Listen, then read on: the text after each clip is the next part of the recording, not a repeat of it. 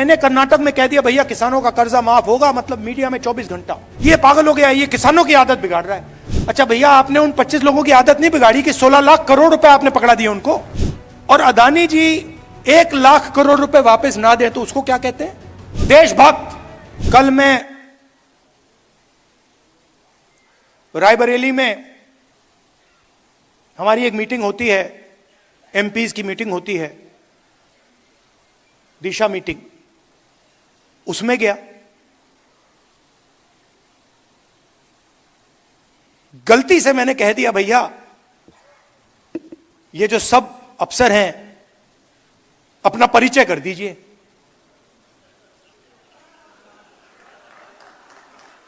गलती से कह दिया मैंने। अब परिचय शुरू हुआ, उसमें मुझे एक दलित नाम ना सुनाई दे, एक ओबीसी नाम ना सुनाई दे। फिर मैंने पता लगाया, मैंने अपने सेक्रेटरी से कहा भैया ये इन सब के नाम निकालो और पता लगाओ इनमें से ओबीसी कितने हैं, दलित कितने हैं, आदिवासी कितने हैं, माइनॉरिटी के कितने हैं। झलक दिखी 80%। एक दो कम्युनिटीज के, बाकी कोई नहीं। झलक दिखी। कभी कभी मैं गंगाराम अस्पताल चला जाता हूं, वहां पे दिखती है। वहां पे मैं ढूंढता हूं भैया ये कोई दलित डॉक्टर दिख जाए मुझे, एक आदिवासी डॉक्टर दिख जाए मुझे, एक ओबीसी डॉक्टर दिख जाए। कॉर्पोरेट इंडिया में देखता हूं भैया नाम मिल जाए एक। 500 कंपनियां हैं, 16 लाख करोड़ रुपया मोदी जी ने माफ किया है। 20-25 लोगों का मैं देखता हूं भैया इनमें से एक मिल जाए दलित, एक आदिवासी यहां मिल जाए, एक जनरल कास्ट का गरीब मिल जाए, ओबीसी मिल जाए, कोई नहीं मिलता। तो अगर आप देखना चाहते हो सब जगह दिखेगा।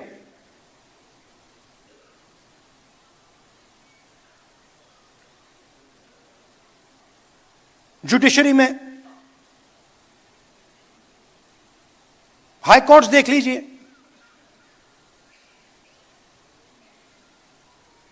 बड़े बड़े अफसरों को देखिए, 90% हिंदुस्तान उसमें आपको दिखेगा ही नहीं। और आजकल तो मैं मतलब डेटा का टाइम है, मैं तो निकालता रहता हूं। मेरे पास लिस्ट है, कभी मैं आपको दिखा दूंगा, चौंक जाओगे आप लोग, ये हो क्या रहा है।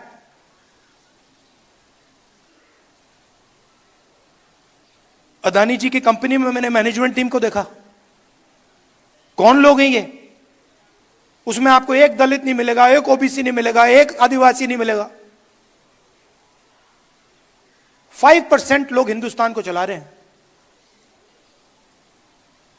स्टॉक मार्केट ऊपर जाती है, वही 5% को फायदा होता है। पॉलिसी बनती है, उन्हीं 5% का फायदा होता है। 16 लाख करोड़ रुपए उनके माफ हो जाते, कोई चू नहीं बोलता। और मैंने कर्नाटक में कह दिया भैया किसानों का कर्जा माफ होगा, मतलब मीडिया में 24 घंटा। 24 घंटा। ये देखो राहुल गांधी किसानों की आदत बिगाड़ रहा है, ये पागल हो गया, ये किसानों की आदत बिगाड़ रहा है। अच्छा भैया, आपने उन 25 लोगों की आदत नहीं बिगाड़ी कि 16 लाख करोड़ रुपए आपने पकड़ा दिए उनको।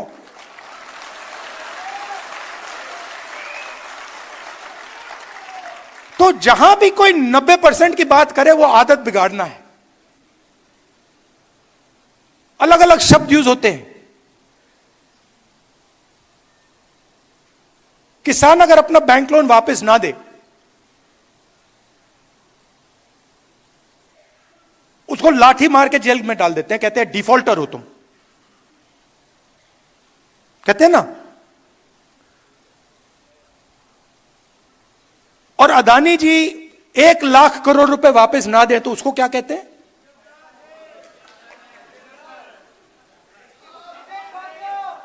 देशभक्त। एक को डिफॉल्टर बना देते हैं। और दूसरे को बिजनेसमैन नाम दे देते हैं। वो बेचारा जेल चला जाता है और ये प्राइवेट हवाई जहाज में मतलब विदेश जाता है। और इसको हिंदुस्तान में हम विकास कहते हैं। प्रगति, डेवलपमेंट, विकास, ये शब्द हैं। अरे भाई, किसका विकास, किसकी प्रगति, किसका डेवलपमेंट, ये भी बता दो।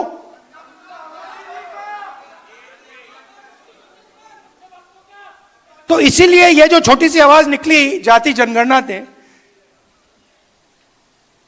इसने मोदी जी की नींद बंद कर दी।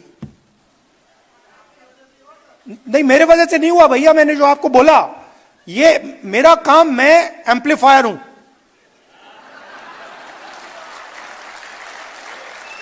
मेरा काम एम्पलीफिकेशन है। मेरा काम आपके पास आकर सुनने का है। मेरा काम, जो मेरा लक्ष्य है ना, उसको खत्म करने का, उसको मारने का है। जो मेरे अंदर लक्ष्य है कि भैया मुझे ये चाहिए, मुझे वो चाहिए, मुझे वो चाहिए, उसको मारने का है।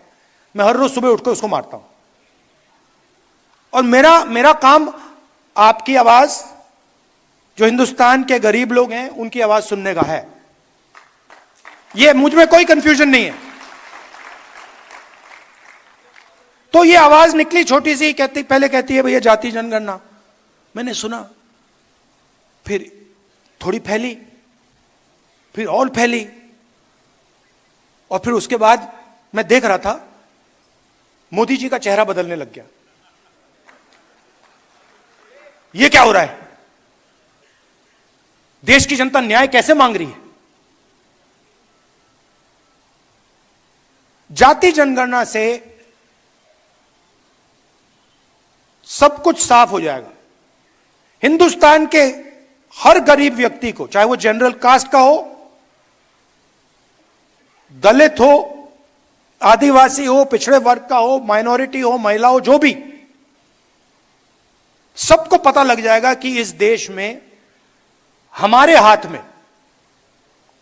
कितनी पावर है, हमारे हाथ में कितना धन है, मतलब हमारा क्या रोल है। और मैं गारंटी देके कह रहा हूं कि जब हम हिंदुस्तान के एसेट्स को देखेंगे, हिंदुस्तान की पूंजी को देखेंगे, उसमें आपको दिखेगा कि वहां पे ना कोई दलित है, ना कोई आदिवासी है, ना कोई पिछड़ा है।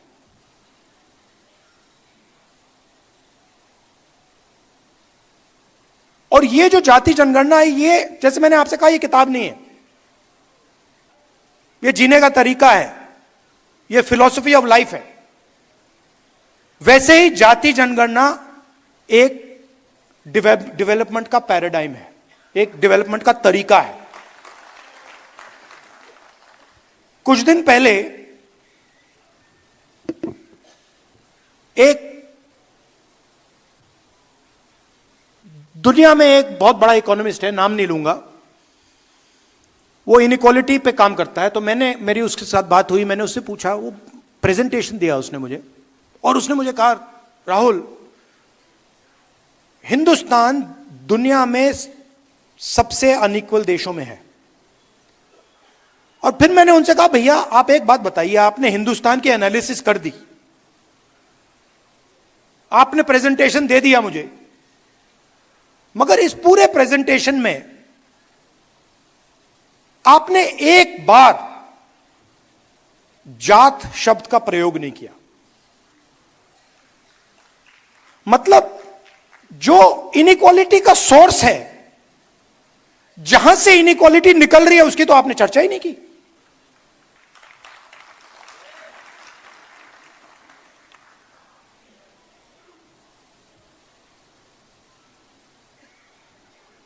मेरे एक दो दोस्त हैं, कभी कभी बात हो जाती है, जनरल कास्ट के लोग हैं। तो एक दिन मेरा एक दोस्त कहता है, मुझे तो जात नहीं दिखती। मैंने कहा, तुझे कहां से दिखेगी?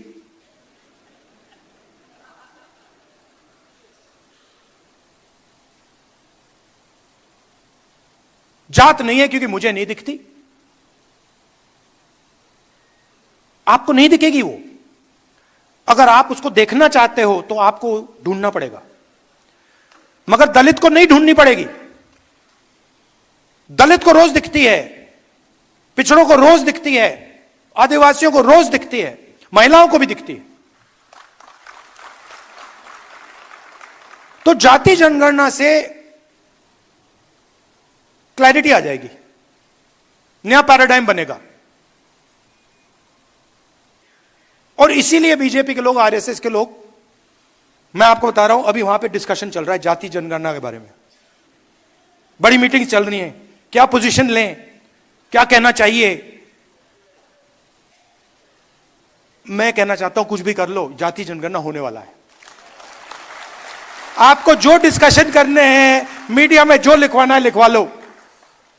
हिंदुस्तान की जनता ने निर्णय ले लिया है, जाति जनगणना होगा और ये 50% वाली जो आपने बना रखी है दीवार, इसको तोड़ा जाएगा।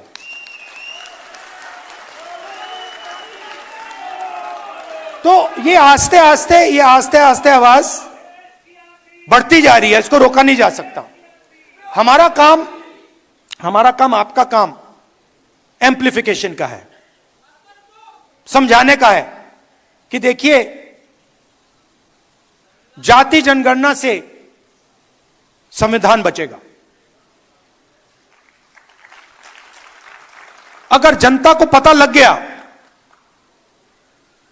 कि उनके साथ क्या अन्याय हो रहा है, तो वो एकदम इस किताब को पकड़ लेंगे और इसकी ये बच जाएगा।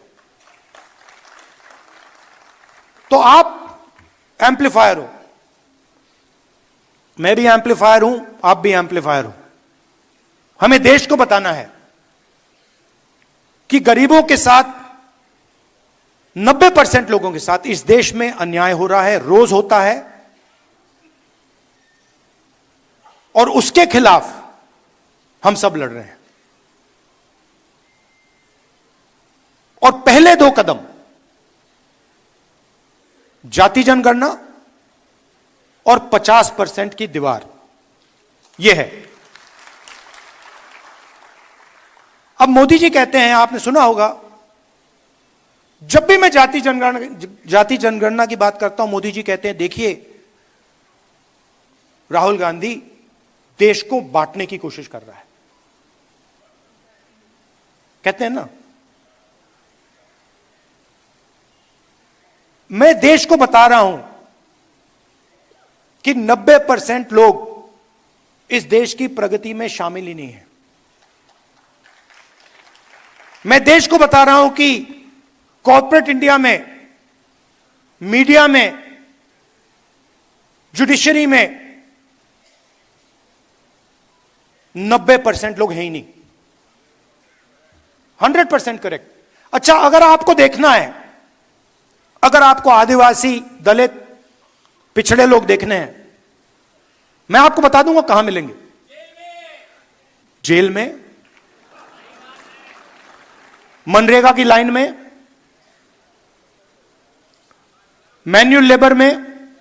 ये जो सड़कें बनती हैं, ये जो इमारतें बनती हैं, ये जो इमारत बनी है, ये 90% ने बनाई है। ये जो है ये 90% ने बनाया है, मगर इसका फायदा उसको नहीं मिला, इस इमारत का फायदा उसको नहीं मिला। बस तो यही सवाल है, यही सवाल मैं उठा रहा हूं और मुझे बहुत अच्छा लग रहा है, मजे आ रहे हैं मुझे। जहां भी जाता हूं मैं, मतलब खुशी से जाता हूं, आप जैसे लोगों से मिलता हूं। थिंकिंग एक ही है, आप मुझे समझते हो, मैं आपको समझता हूं।